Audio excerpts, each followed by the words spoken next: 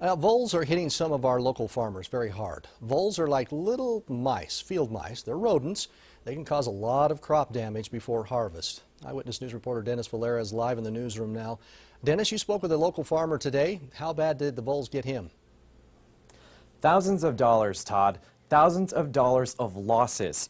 Area farmers have tried a number of things to prevent voles from causing too much damage to their crops, but some still got hit hard. Wish they'd find something better to eat. In his hands, Keith Evans holds potatoes he would have sold if it weren't for voles. Evans is one of many Idahoans with damaged crops this year. With the weather warmer than usual, the vole populations became bigger than usual. They're everywhere, and it's just we just haven't had a winter cold enough and bad enough to keep them in check, and it's just their cycle. Here you can see their mark, dozens of vole runways and entry holes, and this is just one small section of just 1 acre of just one of Evans' fields. Like many farmers, he tried to prevent this from happening. We've put poison out on the hay once. We were going to do it again twice.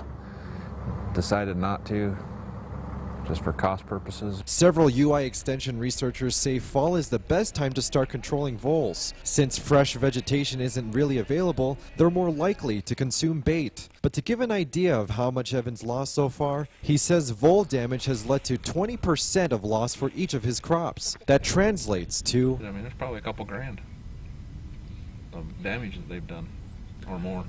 So a couple grand in each crop. In each field. They've cost us a lot of money.